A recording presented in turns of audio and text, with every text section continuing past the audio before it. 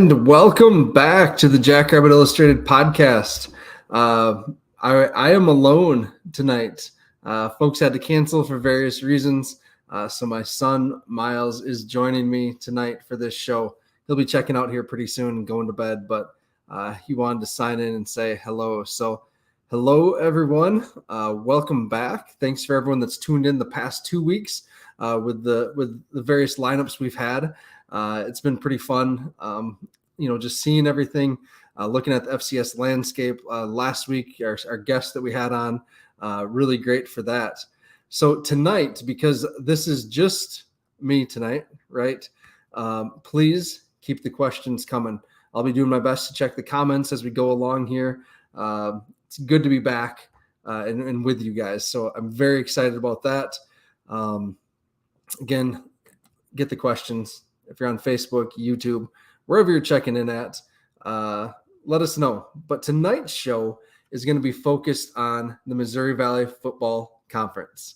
And we're going to be kind of going through the teams in the league, players to watch, some predictions about standings, things like that. And then maybe what the playoff outlook looks like for the conference. So excited again. These are teams that we know. These are players we're familiar with. I was able and fortunate enough this summer to do breakdowns for 4 of the teams. Sorry I didn't get to the last 4. Just time got away from me. And maybe that's something that will still happen here in the next couple of weeks. We'll get to the last Valley teams on the schedule. So before we get too deep into this, need to give a shout out to our title sponsor here, Kubota Dealers of South Dakota. And as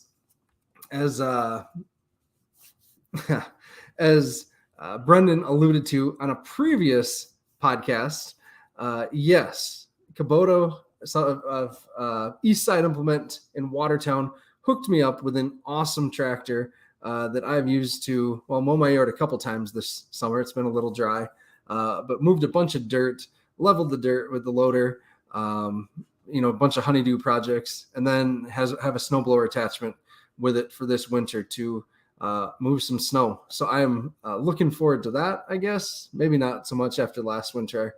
If I didn't have to blow any snow, that'd be all right. But there's a bunch of dealerships in South Dakota to look at, no matter where you're at in the state. And we appreciate John and his team there, the South Dakota Kubota dealers, just for really everything.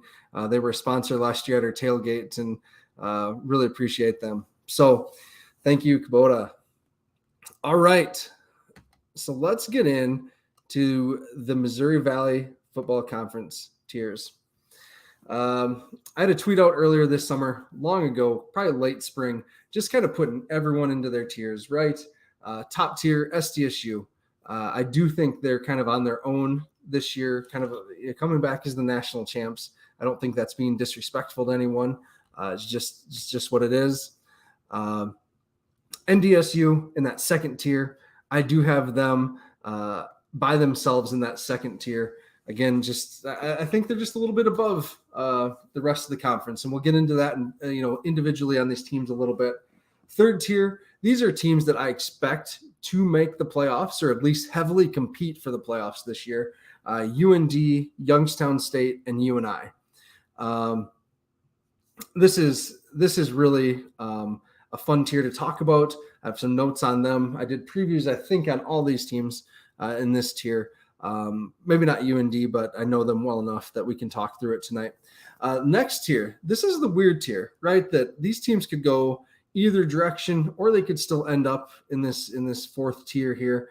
USD, which I'll get into that. Some people may think, Matt, why do you have them so high?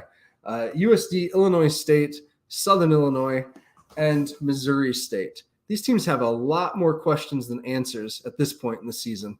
And so this will be interesting to talk about. This fifth tier, we are going to spend hardly any time talking about them because they stink and because the Jacks don't play them this year.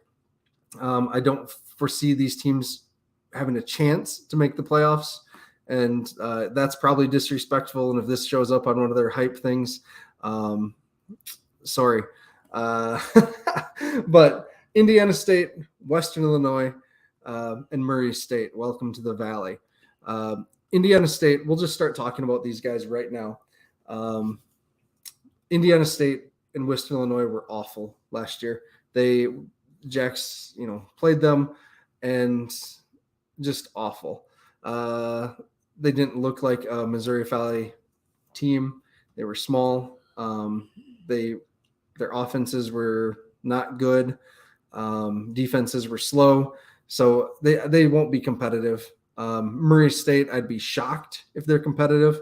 I don't know a thing about Murray State.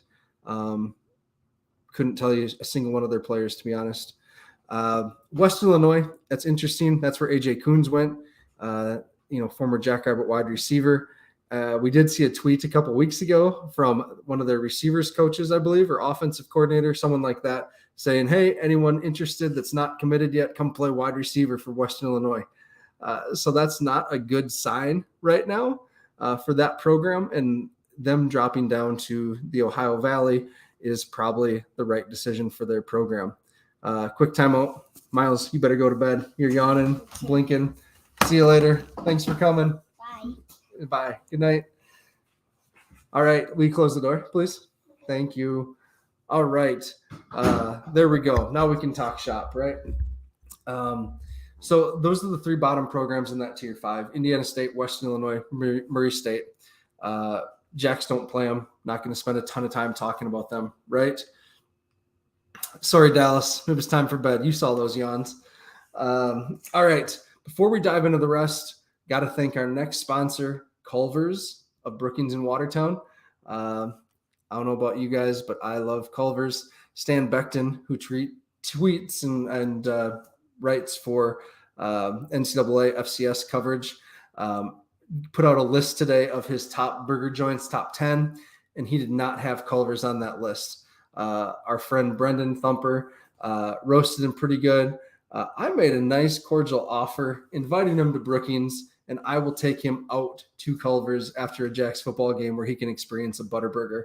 But I thought about doing what Dallas would do and getting him a curd burger. But I didn't know how Stan would react to that. I don't know how health conscious he is, but we'll see if he's up for a curd burger. But anyways, when you're in Brookings and in Watertown, stop into Culver's, get that butter burger, get that cement mixer, onion rings, cheese curds, whatever it is, whatever your flavor is. And our buddy, the Rev, finally gets to have Culver's. He's coming to the Montana State game, so we're pretty darn excited about that. So, all right, let's talk the next tier. We're going to talk tier 4, right? So this is an interesting one. We're going to get into the Jacks schedule here in a little bit, but these teams, Illinois State, Southern Illinois, USD, and Missouri State, are just right. They're interesting. They've had coaching changes. They've had player personnel changes. They weren't very good last year. Maybe they graduated a ton of players. So I'm very interested in this. So let's start with Illinois State. So the Jacks are at Illinois State this year. And last year when we saw them in Brookings, right, Zeke Vanderbaugh had a terrific game, just an insane game. He was all over the field. He ended up winning the FCS Defensive Player of the Year award. Just an absolute nightmare on the field. They had a really good cornerback last year, Frankie West, I believe was his name. He's gone. He transferred out. Jason Luan, that big D tackle, gone. He's with the Packers in training camp actually. So I don't know. I don't know what to expect if their defense is going to take a step back with losing so much star power. Not 100% sure on that one. But offensively, we didn't get a good taste of what they can do offensively last year. They were down to their third-string freshman quarterback, something like that. A bunch of running backs dinged up. Offensive line was having issues that day. And their season, they just couldn't do anything. Offensively, they were not good last year. They were ranked 8th out of the 11 teams in the Valley on offense. Struggled to put up points consistently, scoring just 17.3 points per game. And that's just not going to get it done. So they need to make sure that their offense, takes a step forward but their offense has not been very good for a number of seasons now. It's not the explosive teams that we used to see. At Southern Illinois is another game that I'm watching out for. They still have Nick Baker, and they still have Justin Strong and Ramir Elliott in the backfield, but they graduated their other big back that was around forever, Javon, whatever the big backs was, and they graduated their good wide receiver. So it's an interesting year for Southern Illinois. They lose their defensive coordinator to NDSU, and then they lose their new defensive coordinator to Northwestern just this last week. So as your players are reporting, your new defensive coordinator gone just like that. And so that's an interesting thing. I just don't know on where they're going to be at this year offensively. Baker's a nice player, but I don't think he can do it himself. And that's not a shot at him. It's just he needs help, right? And I feel bad. I'm going to have to look up who their receiver was last year. Can anyone put it in the chat? Who was Southern Illinois' good receiver last year, or for a number of years? Leaders. There we go. Deontay Cox. Yep, there we go. His brother's still there. Yep, thanks, Corey. Corey Caraway. There you go. You get a beer from Chad at tailgating now. Excellent. Avante Cox. There we go. His brother is still there. Yep, Deontay. There we go. Yep, Avante graduated. Deontay is still there. So interesting. So we'll see, right? Southern Illinois is going to be just a team that I don't know. That's why they're in the fifth tier or the fourth tier. They might make a playoff spot. They might be awful. We'll see. Next game at USD, right? So this one, Corey Caraway again with a good comment here. Bauman at USD with a full season with Davis might be sneaky good. Yes, absolutely. Aiden Bauman last year, I think, gave their offense some juice and was really kind of looking, I thought looking good. And then they got into that last week of the season and completely got demolished by UNI. So I just don't know on that one. Davis, I think, wants a dual threat quarterback, and that isn't Bauman. So we'll see if he can make it work. I believe Davis, though, was the offensive coordinator at SDSU when we had Austin Sumner, who was less than mobile. So no shot at Austin. Yeah, so that's just something to pay attention to there. They get back Nate Thomas, that really good running back. You'll remember our last game in the Dome, and no one could tackle Nate Thomas. And they still have Travis Tice, and they still have Carter Bell, who I'm guessing Davis will figure out how to get him the ball, something the previous offensive coordinator couldn't do. Carter Bell is a good player. They have a decent tight end in J.J. Galbraith, and their offensive line, though, is the issue, right? They fired their offensive line coach, brought in someone new. We'll see. They lost their best offensive lineman. They lost their best wide receiver from last year, Wesley Elador. We'll talk about him in a little bit when we talk about UND. But they're going to have some issues there on offense, I think. But absolutely, Davis, once they get clicking with what Davis can do, friend of the pod, Josh Davis. Have we ever had a former coach on the pod that went to a rival like this? I don't know. This is just, So in USD's defense, though, I do think their defense is actually going to be pretty decent this year. They bring back two of the top linebackers in the Valley in Hillis and Brock Mogensen. Really good cornerback. That didn't see the field against the Jacks. He got hurt, and his what's his name? Their good corner. He had one of the best. Miles Harden had one of the best halves of football against North Dakota State that I've ever seen from a cornerback. I think a forced fumble, sack, interception, just a very impressive half of showing. He's fast. He's big. He can really cover. So that's an exciting player on the outside to watch. They shifted Brandon Webb, who was a down defensive lineman, probably a little undersized for the 3-4, out to an outside linebacker, rush end, elephant end type of position. So that's an interesting thing to watch. Webb's a nice player. Nick Gaze probably had a down year after, having 7 sacks or something like that his sophomore year. I think he only had 4 or so last year. So if he bounces back, that's going to help. Definitely some other questions outside of Harden in their secondary. They did graduate a fair amount. They lost some to transfer. So USD, interesting to watch. Missouri State, right? Last year, this was a game we were really looking forward to, as Missouri State down there in Springfield. And they hyped it up as like the game of the century for their program, the biggest game ever. And the Jacks came out and just smacked them around. Missouri State kind of made a nice little comeback, made it interesting, right, until the end. But the Jacks took care of business on plaster. It's a tough place to play. Just it's hot. It's a fast turf. And again, that was a talented team. There was a bunch of talented players. I wouldn't call them a team. That's definitely for sure. Obviously, folks know Bobby Petrino left, and then he left his new program right away. So he pulled a Petrino and just quit before even starting. And now he's the offensive coordinator, I think, at Texas A&M or Tech or somewhere down there in Texas, and that's okay. Missouri State's interesting, though, right?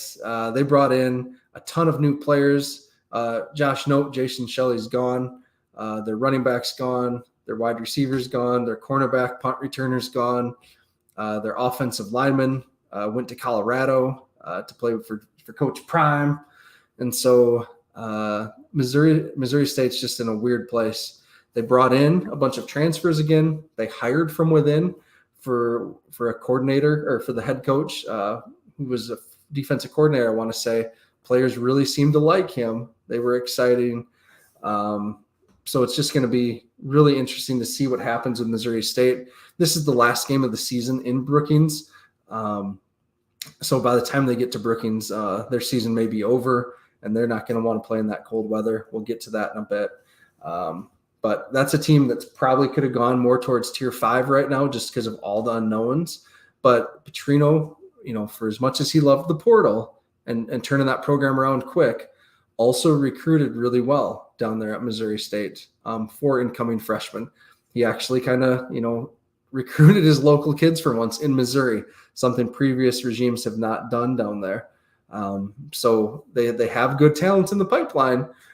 Whether or not they're as invested and bought into the program as Petrino got them to be, we'll see.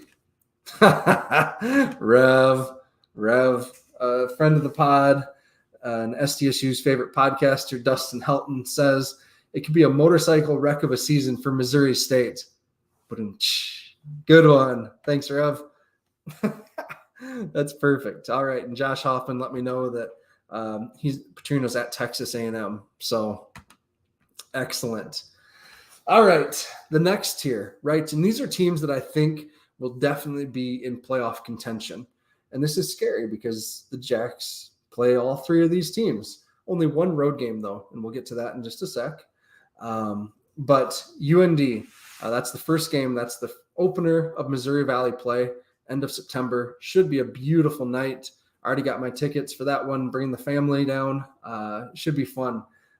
My son is actually interested in sports this year. You just met him, Miles. So really excited about that, to be able to sit and watch a game with him. Hopefully it's good. But this offense for UND, I think, is going to be really, really good this year. Last year they stood 5th in the Valley, putting up, jeepers. Where are my points at? There we go. Thank you. They're 4th in the Valley at 30 points per game. And we all know Tommy Schuster, right? A steady Eddie at quarterback. He's not going to wow you with anything he does, but he's going to just play smart, heady football. He threw this pick 6 last year to Dyshawn, and that is such a rarity for Tommy Schuster to do something like that. He just doesn't make mistakes. His number 1 target, Bo Belquist, is back. And folks, if you need to pay attention to Bo Belquist, if you're not, just a super talented player. last year, 63 receptions, right? And we know UND's quick hitting offense, but 63 receptions, 811 yards, 6 touchdowns. Just a great fun player to watch. He's undersized. Both him and Schuster are undersized. And I think that's what makes maybe they're just kind of fun to watch out there. And as I mentioned, they added USD's top receiver from last year, Wesley Elador, who is a good player, 6'1", 6'2", solid in the return game, a good punt returner. And really, I think this is going to be Elador is a good route runner, and this is going to fit his system, right? These quick hits. They do lose Garrett Mogg, who big-bodied receiver, a rare, Yankee-esque type player with some of the stuff he could do. So Mogg is gone, so that'll be interesting to see what they do with him. They have the dual quarterback system that they run sometimes. The big kid from Canada, a lot of the sneaks, the quarterback sneaks that they have that he runs. He's not much of a threat passing still. I thought they'd develop that with him a little bit more than they have, but it just hasn't seemed to come along for him for whatever reason. And so that's not something they do. So I'm really interested to see on that what they do. Offensive line-wise, they're okay. They brought in some transfers. At running back, they lose Tyler Huseman, who had a good season up there, his lone season. I believe he's playing in one of the leagues now. But they brought in an interesting transfer, Donovan Hunt, who was originally a Wisconsin walk-on, left there, went JUCO for a year, went to Jackson State last year, and then maybe Jackson State for 2 years or JUCO for 2 years, somewhere in there. But then hit the portal and then joined UND midsummer here. So Donovan Hunt's a player to watch. That's something that the Jacks kind of looked at in the recruiting cycle years ago. It's just a name I remember out of Wisconsin. Decent little player. So at least he was then. We'll see on that. Defensively, this is where they were a mess last year, right? They were one of the worst Valley teams in defense, 9th, giving up 30.8 points per game. And we saw that, right? That was a shootout up there in the Alaris Center. They couldn't stop the Jacks. It was Tucker's first game back. Remember, Tucker had the long onside kick return that he almost housed. So that's something to pay attention to, is their defense. Are they going to be any better at all? They do have a good cornerback. They've lost a lot in their linebacker group. They did bring in some transfers, or a transfer for sure, on the defensive line, trying to add some bulk, because that's one of the things, right, that we've said about UND since we started playing them. I remember, when we were doing previews of them, just talking about how small their defensive line is versus the other Valley teams and some of the top teams in the FCS, right? You have to have some size on your defensive line, and they don't have it. Their linebackers, they lose a bunch of good linebackers. And again, I think it's their cornerback, Jason Coley, I think is the defensive player that's returning. That could be wrong on that too. But anyways, that's UND. Outside of the Alaris Center, right? We never know for sure what we're going to get out of them. They're not great on the road. They did play the Jacks tough 2 years ago, I think, to close out the season in Brookings. It was kind of an ugly game that we were all like a little unsure of. So we'll just see on that, right?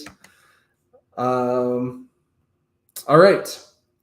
Next up, where are we at? Youngstown State. There we go. We've had lots of questions about Youngstown State. And this is kind of an exciting team this year. Really a lot of hype on them because they were close to making the playoffs last year. They feel strongly. Their fan base feels very strongly that they should have made it into the playoffs last year. And I think, they may have a case. They probably could have won a game, the first round games. I don't see anything saying no to that. But their schedule overall was pretty weak last year. They didn't have any quality wins. They lost at UNI in a game they really needed to win to have a strong case for the playoffs, I think. So, we'll see. Youngstown loses, though, Jaleel McLaughlin. And again, this is one of the teams I did the preview for, and it was some just insane number of their total yards and total points that McLaughlin accounted for. He's gone. He's in Denver Broncos camp making waves. Looks like he's going to have a great year. They lose their center, Mike McAllister, I believe was his name. And McAllister was a very good offensive lineman, underrated offensive lineman for them for a number of years. At left tackle, though, they do bring back, Jason Williams, who's a very good player, big. He was first team Valley on my list, and then he ended up being voted first team Valley. So he's a player to watch. Bryce Oliver at wide receiver, very good player. Their quarterback, right? This is where it gets interesting. I just had it pulled up here. Their quarterback, Mitch Davidson, he last year was not asked to do a lot, right? Because he had Jaleel McLaughlin to hand off to, a big offensive line that could really road grade teams down. He was the 8th rated passer in the Valley. So he had 12 touchdowns. He completed 59.2% of his passes for 1,600 yards. So not awful, but it was the 4th fewest yards in the Valley by starting quarterback, close to the fewest touchdowns, and then his average per game was 146 per game. So, it's going to be interesting to see. Can Davidson handle a higher workload, right? I don't know. He's a player that, they feel strongly about. He was, he replaced a transfer that they had that came from Army. I really like their head coach at Youngstown. He is someone that seems to be building things the right way after Pelini kind of just flamed out there. I don't know how else to say it about Bo Pelini. You can have your thoughts about his coaching styles and all those things, but I think ultimately he did just flame out at the end for Youngstown. Their defense, though, this is where they're probably going to win some games this year. Their defense returns nearly everyone besides a linebacker who was sharing time last year and a safety who was also sharing time. Their defense, has lots of depth in the secondary, number of players who have played lots of games, lots of starts. It's just going to be interesting to see with them what they end up doing because they have a number of players. Dylan Woodkey is a player to watch. He's on most Missouri Valley all-conference teams. Really a high motor player at that defensive end spot. Just kind of like a pain in the ass player, lunch pail that's just going to be disruptive, right? Their cornerback, this is kind of interesting, right? I wrote this in the blog about Youngstown. Troy Jakubik, I think is his name, looked like he was going to have just a dynamite career for them in the spring season. He just was one of the most impressive freshmen that we saw out there. I believe he had a pick 6 against NDSU, if not a big interception in that game. Now, since that spring season, though, he started like half the games, hasn't made many impact plays. I don't know if he has another interception to his name at that point. But just a player that, you thought was going to have this great career and just hasn't done anything, extraordinary in the tiers after that. Having some issues with the stats right now, so apologize for that. I'd like to give you some team stats there. All right, scoring. Thank you. All right, so defensively, Youngstown State was 4th, right, in the conference at 25.4 points per game. Rushing is where they were, really good again. 3rd in the conference, 120 rushing yards per game, which is pretty stout. And I know we've gotten used to, last year SDSU's run defense was 88 yards per game, which is just insane. But again, it's passing where they kind of fell off, right? And it was 233 yards per game through the air. And that's a ton of passing yards in the Valley. And so Youngstown's really even though they have players with experience, right, in the secondary, they're going to have to really get better there. Like they're just going to have to get better than last year. Because if you're allowing 233 yards per game passing, you're not going to, win as many games as you probably should with the talent you have in your roster. So my big questions for them, and again, they were on the bubble of being on this 3-line or 4-line for me in the terms of the tiers, but they're going to have to see if Davidson can actually be a proficient passing quarterback and not just rely on McLaughlin. And their passing defense is going to have to take a step forward, or else teams will just pass. It doesn't matter how good they are stopping against the run. But I really like their head coach. He reminds me, it's kind of like the same feeling about the Detroit Lions right now in the NFC North, right? They have this coach that's building things the right way that people are excited about, that respect. But there's still some questions there. So we'll see. All right. Finally, we're going to get to the one team that I just despise, and that's the University of Northern Iowa, the Panthers. So we were there, me and Chad, amongst others. You'll recall we're at that game last year that was closer than it should have been, needed to be, anything like that. And you'll know from anything you've read from me about this upcoming season, I expect you and I to come in on Hobo Day and win. That's just what they do. They spoil our Hobo Day. And until I see otherwise, that's what I'm going to believe.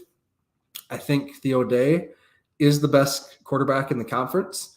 And that's not a shot at Mark. It's just I think Theo Day is that good. Mark is also very good. But when you see Theo Day throw the ball, it just looks different coming out of his arm. It's easy to see why he was a 4 or 5 star recruit, whatever he was at Michigan State. There's just a snap on it, and he's a good player. He makes some dumb decisions at times, but he's a hell of a passer. He has most of his weapons back, plus Austin Allen, the tight end. We missed him last year, and he was injured for our game, but he had a really, really good season for them at tight end, and I think he's a difference maker. They do lose their running backs, right? That Dom Williams finally graduates. The brothers, they had the McShane brothers are finally gone. So that's going to be interesting. Some offensive linemen are gone. Big losses there, but UNI always finds new offensive linemen. I am very interested. They do lose their offensive line coach to Iowa State, Ryan Clanton, who just is a hell of a developer, hell of a coach.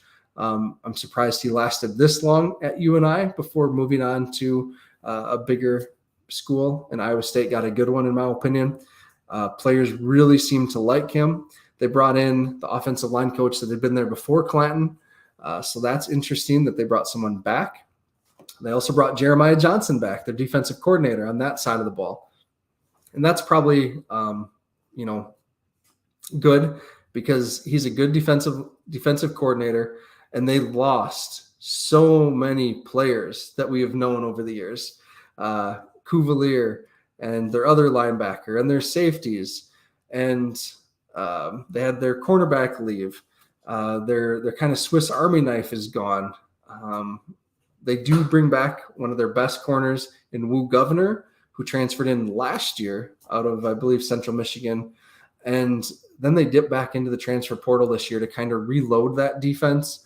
I believe it's like 15 or 16 players they're bringing in from the portal, number of corners, number of defensive linemen. Really just a crazy reload for this defense. Again, new defensive coordinator, tons of new players. Christian Boyd is a player I want to highlight on that defensive line. Big body, 300 pounds. I believe at one point he played at Iowa and then transferred out to UNI. We see that a lot of Iowa transfers at UNI. Houdeling is a nice player that they have. They brought in an interesting player. Can I find him right now? Probably not. Just like a pass rush specialist from out east. I think he was a Kentucky commit or something like that. Number of sacks in his prep career. Only a couple seasons at Kentucky, though, and he didn't do anything. So if he's an undersized pass rusher, that's maybe something they've been missing the last couple of years. So that's something to watch out for. This UNI team, though, is just they're going to be upset about how things went last year down in Cedar Falls. They feel like they were robbed with the leaping penalty that was called, even though by the book it was leaping, right? It's still, just a weird thing there. All right. So now the next tier, NDSU. And, there's people saying NDSU is going to be further down in the Valley standings this year. And I don't believe that, right? If the other Valley fan bases truly believe that, prove it. Prove it this year. If NDSU is as down as you think, you got to win this year. Because, if not, when? It's well documented. They lost a ton of players from the portal, right? They lost a number of good players to graduation too, right? They're secondary and starting safeties, 2 offensive linemen, but they were also very dinged up when we played them in Frisco, folks. And everyone's dinged up at that point, but they were without a number of preferred starters in that game. Offensive line, Jalen Sundell and Mason Miller are just 2. And those are nice players there. Cam Miller is going to have to play better this year, right? It's time. If Cam Miller wants to win another national championship at NDSU, he needs to play better. There's no ifs, ands, or buts about it. He has to be more consistent as a passer. Yes, he can run the ball. That's great. Speaking of running the ball, very interested in see what they're going to do in their backfield this year. TK Marshall is a heck of a player, someone that I've really liked as a player from his recruiting all the way, till now. And I like personally, I like their running back, their other one. That I've liked him for a number of years. And I'm just lost on the name right now, which I know is goofy. So someone out there that's listening, what's their running back? Because I can't find him right now. Because Kobe Johnson's gone. We talked about that. Hunter Lubke's gone. Kamarick. Jeepers. It's getting late here. See, Dallas, this is why I need you. So, thanks, Dallas. Tell everyone about how you think you and I will beat the Jacks this year, Matt. So, yeah. And Dustin Helton. This isn't nice. Cam Miller leaving would be addition by subtraction for NDSU. Not nice. If they have, so that's the thing. So there's a strong contingent of NDSU fans that are super hyped up about Cole Payton, who was an all-world recruit out of the Omaha area. If Cole Payton was better than Cam Miller, I guarantee Cole Payton would be starting right now, right? There's a reason Cam Miller's in there.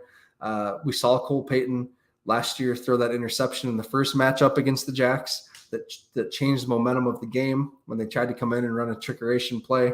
The Jacks took the pick, and the game was completely different from that point on.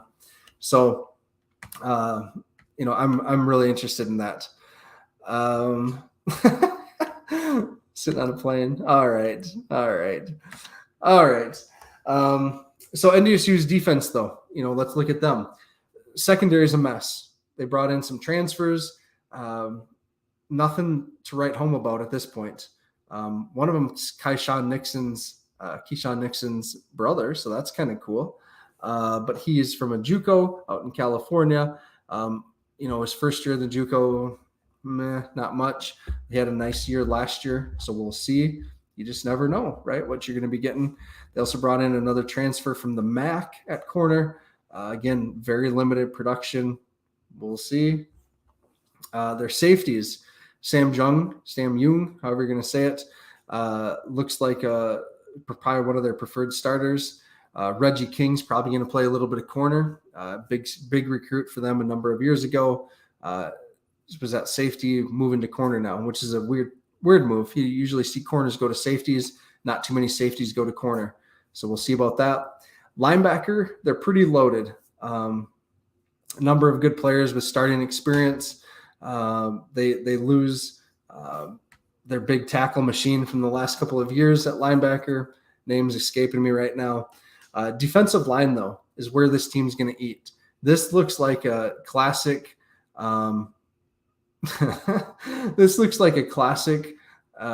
NDSU defensive line, right? They have the Mostart twins. They have Javier Derrett. They have those Kobe Huseman, some of the other young players that we saw last year on the interior. The ends, they're bringing in two transfers. Again, these transfers haven't played a ton at their other schools. One's from Arizona, Mojo Wirtz, who was one of the top players in the state of Illinois a few years ago. He hasn't played at all at Arizona, so we'll see. He's actually moving from linebacker to defensive end, it sounds like, for them, or kind of a rush end. And the other one is Hunter Zenzen, I want to say, from Iowa State, former teammate of Blake Peterson's. Again, he didn't play much at Iowa State, so we'll see what he can contribute. They bring back Jake Cava, who was injured early last season, but they lose Tony Pierce, and obviously the graduation of the big defensive end from Watertown, so Wagey. So we'll see. Like, that's going to be a very interesting dynamic, right? With NDSU's defensive line, bringing in these transfers, but having a ton of depth and experience on the interior, good linebacking core, and then lots of questions in the secondary. Brexton Roth, correct me if I'm wrong, but doesn't NDSU have to go to the Unidome to play this season? Yeah, that's I think they do. Yes, they do, Brexton. We'll see. You and I and NDSU used to be a terrific rivalry. And then the last few seasons, NDSU has just blown the doors off of them. It hasn't been competitive. You and I must use up all their juice on us or something, because it should be the teams we see against you and I, it feels like they should be able to compete with anyone in the Valley. And that's just not the case. They lay eggs against NDSU virtually every year now. So if they had to go down there and play, that'd be great. I'd love to see it. Again, that defensive line for NDSU may eat a kind of a revamped, a rebuilding UNI offensive line to pieces, or eat them up, whatever that is. We'll see. That's gonna be a fun game to watch. Let's look at that on the schedule. Brexton, will you do some research for me and look that up and see when that game is? Because that could be kind of fun to just keep an eye on as the season goes along. All right. And we're not going to talk about SDSU because the next 2 weeks we're talking about SDSU's offense and then SDSU's defense. All right. So let's talk about, what are we talking about? The schedule, the Jack schedule. All right. So this area, talking about the Jackrabbit schedule, this segment's presented by Jackrabbit Central. Yes, Jackrabbit Central is back as a sponsor of the Jackrabbit Illustrated podcast, and we could not be more excited to have them back. With multiple locations at the stadium on game day, downtown Brookings, and then in the campus bookstore, the Student Union, where it's always been. There's stuff I've been scoping it out online. They have stuff already ready for the blackout game, lots of black Jacks gear. So get it ordered now for that Montana State game. So you're decked out in black. As I mentioned before, my kids are coming to more games this year. So I am very excited on that. Because they get to wear their Jacks games, their Jacks gear. They get to be at the games. So I'm going to be hitting up the bookstore. Jackrabbit Central, not the bookstore, Jackrabbit Central, to get them decked out in Jack's gear so that they're looking good. I don't know about if anyone knows where I live in Appleton, Minnesota. It's about a third Bison, a third Jackrabbits, and a third Gophers, probably in fan bases. So I love sending my kids to school in blue in their Jackrabbit stuff. So hit up jackrabbitcentral.com to get your items ordered ahead of time if you don't want to go to the physical location. All right, so let's talk about schedule, right? So the Jacks, their non-conference schedule, we all know Western Oregon in the Thursday night opener, August 31st, September 9th versus Montana State, which is a sellout, baby. How cool is that? We haven't even mentioned that yet. We're 45 minutes into the show, and we're just now mentioning that game sold out. Kudos. Good job, Jackrabbit fans. Give yourselves a round of applause. Have a drink, whatever. That's going to be awesome. So very cool. All right. Then the Target Field game, which, geez, we are so far into this and haven't talked about this either. Drake, Target Field. Oh, man. All right. So Target Field, your Jackrabbit Illustrated team is working with the Twin Cities alumni group. They're doing the Jack the Loop thing up there, and the pregame tailgate parties. And Jackrabbit Illustrated is hosting the party at Cowboy Jack's. We are so excited for this. We've been in communication with the venue, and we'll do a tweet out here pretty soon, or maybe next week's episode actually go through what to expect at this. We're going to have a blast. Gosh, if you came to our party down in Frisco, we're going to have a blast up there at Cowboy Jack's. If you've been to Cowboy Jack's before, you know it's a great time. So put these together. It's going to be awesome. All right. So Drake, September 16th, the Jacks have a bye, and then we get into September 30th, taking on UND. Again, this is a tough game, right? This is a really tough game coming out of the bye. UND is a good team, good offense. We'll see about that defense, but we'll see. This could be a high-scoring game, actually. I love the Jacks defense, but it seems like, they kind of know how to work against this Jacks defense. They just do. All right. After that, I'm still picking the Jacks to win that game, by the way. After that, October 7th at Illinois State. And it's a 6 p.m. game, which is weird. It feels like we always play Illinois State in the middle of the day. Something weird usually happens. It's a frustrating game, but I don't think so this year. I think the Jacks take care of business out there in Normal and come home with the win, setting up the Hobo Day game versus Northern Iowa. Again, it's well documented. I'm picking Northern Iowa in this one until the Jacks prove me wrong. They don't play great on Hobo Day to begin with. They never play great against UNI. It's always a tougher game than it feels like it should be. I shouldn't say always.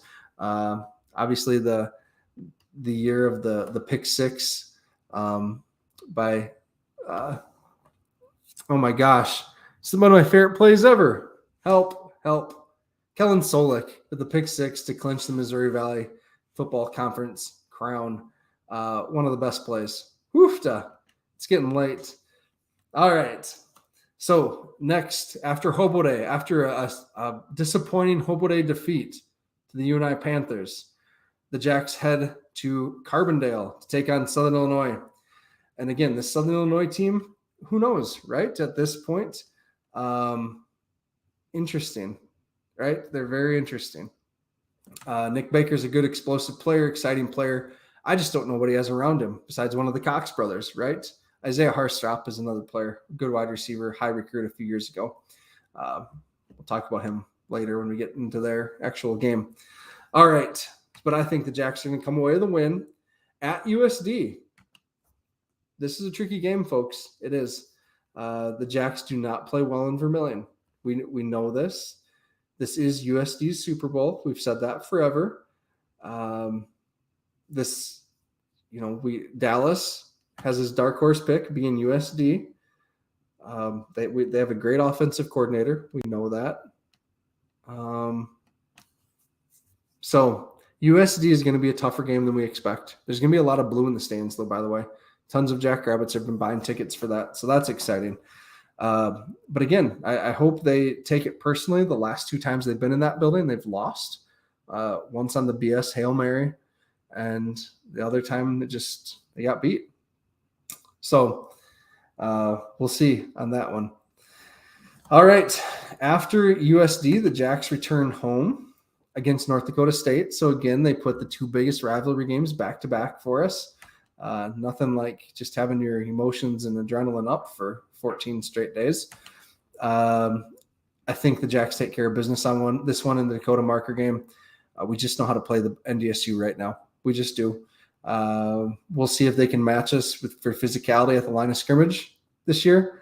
That sounds ridiculous to say because for years and years and years, it was NDSU that owned the line of scrimmage.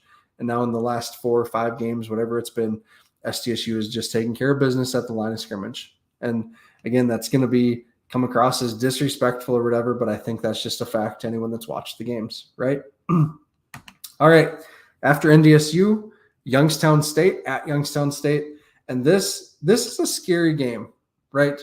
The Jacks should win this game. Should.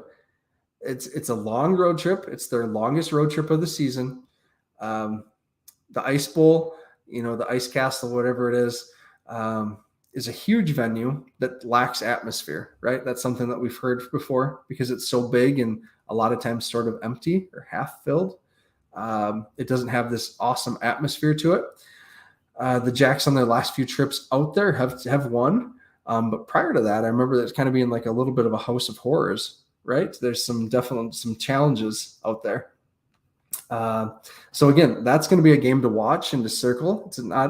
It's not an easy road game by any means, but it's something to watch. The one game that I do think, at the end of the season is maybe the Jacks, I don't want to say easy, but this is the most winnable game, I think, on this is November 18th versus Missouri State. As I mentioned earlier, I don't expect Missouri State to be super competitive this season. I wouldn't be shocked, I guess, if they somehow pulled a playoff appearance out of, the hat. But by this point in the season, I expect them to be out of the playoff race. And it's just not their year. Too many changes, too many good players gone at this point. And if eventually we saw like you're going to have to do a kind of a full rebuild, kind of like what Youngstown did after you do this portal transfer thing for years and years and years, like Youngstown was building themselves up to be, or how they were building. Eventually that catches up to you. And when you have a coaching change, you're going to kind of have a few down years before the new coach can kind of get his system in place and players in place and through there. So we'll see. But I think the Jacks are going to win that. Again, so I think they're going to go the whole season with just one loss, that being to UNI, everything else a win. That should still be good for a top 4 seed, top 2 seed, hopefully, when the playoffs run around. So especially if they beat Montana State and NDSU, 2 other teams that I think are going to be in that running for top 4, top 5 seeds. So that's where we're at there. All right.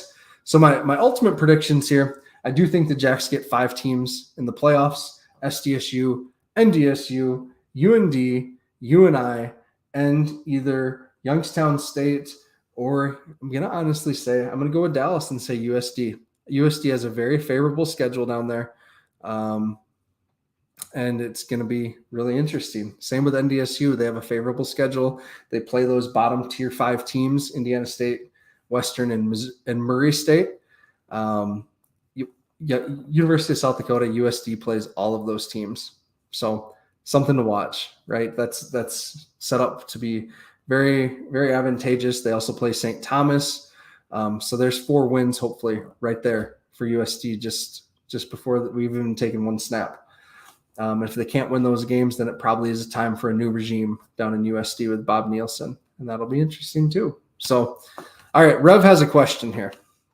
All right, what will be higher, SDSU's offensive totals against SIU or the check I write at the Beef Bowl? Oh, Rev's going to buy a steer, and then he wants to barbecue it afterwards in the tailgate lot. Is that legal? Should we check with UPD first before he does that? But Dustin Rev Helton is going to be making his way up from Texas for the Beef Bowl, first time in Brookings. So if you see Rev, he may be wearing a bunny suit again like he did at the national championship. May not. So thanks, Rev, for coming up.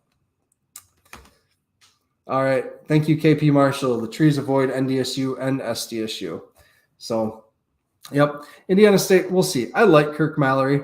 Kirk Mallory is a coach. I think we all do. If you've listened to him in any press conferences, really just a fun guy to listen to. I just don't know what's going on there. He was someone that when he did come to Indiana State, he brought in a number of transfers. They worked out the first season he was there, and then they got bit by the injury bug super bad that second season. Didn't play COVID, so we'll see. James Bond, NDSU all the way. We'll see this year. Again, it wouldn't shock me. They're on what's I saw a news story, a revenge tour or the vengeance tour or something like that. So we'll see. They're fired up. This is an interesting year, right? That the Jacks are the team being chased by everyone now, including NDSU. NDSU is the ones that are normally used to playing with the target on their back. And we can get into that, in future episodes, but that's something to watch. Thanks for being here, James Bond. Appreciate you. All right, Jordan Fink. I think this is the year that we finally figure out how to beat UNI and Hobode. Too much experience, and they know the history. Yes, I'm guessing the players are sick and tired of us talking about this, right? Just like the slip-up game that they were sick of hearing us talk about last year. UNI and Hobode is just something about it. I wish the schedule makers would have taken into account, but we got to play them sometime, right? And we just have a weird schedule with only one October game at home, that being UNI. So it was kind of a natural. All right. Dustin Helton again. The most lopsided stadium in football, the Ice Palace. All right. So again, thank you for those of you, the 50 some of you that have been here basically the whole entire time listening to me talk about the Missouri Valley. I'm sorry that we didn't have anyone else on to talk with this, talk to you about this, because this is an interesting topic, right? So again, next week we'll be live talking about the offense, I believe. The week after that, the defense. Maybe I have those flipped. Dallas has everything scheduled out for us, so really appreciate that. All right. I can't wait to get into these previews. We talked about Cowboy Jacks. Jacks did pick up a couple nice recruits the last 2 days. A linebacker out of Nebraska who currently plays like a safety corner, so a defensive back. Really probably slot him in for that Isaiah Stallbird, Caleb Franzel, and Dayton McGoy role, right? Just someone that can really run and play in space. That looks to be his MO. And then a big mauling interior offensive lineman out of Iowa, one of those Iowa Jacks for my boy Kurt. And, he looks like just a mauler. So really love this offensive line class. They picked up 5 guys, 5 605 hogs. And, future of the offensive line room is bright under Coach Olson. So that's exciting. All right. Any other news? That's it for now. Really want to thank the Kubota Dealers of South Dakota for their sponsorship of the podcast. Again, if you have work to do on your farm, on your acreage, in your yard, for your business, give them a call and they'll hook you up with what you need for the space that you have. Jackrabbit Central, right? Get your stuff ready for the season or once you get to Brookings. And then finally, Culver's of Brookings and Watertown. Some of the best food, right? Best fast food you can get. Really looking forward to having Stan Beckton have a butter burger. Also, our friends from the FCS Hack City podcast, whatever it is, Joe DeLeon and Sean Anderson are opening up their contest tomorrow. We'd like them to come back to Brookings, so follow along on Twitter as we engage with that tweet to try to get them to come back to Brookings. They had a blast 2 years ago, much better than their experience in Campbell. So we're going to do everything we can to get them back in Brookings, and that should be fun. And finally, the announcement for the end for the 44 of you that are still here. My podcast co-host this year is going to be Chase Norblade from last year's team. So a Nebraska Jack, safety, very good player whose career was disrupted by injuries, but a really good player to do it. And I really look forward to his perspective from that safety position because they're kind of considered the quarterbacks, the defense, right, is what we hear. And Norblade was a safety for us, a really, really good one.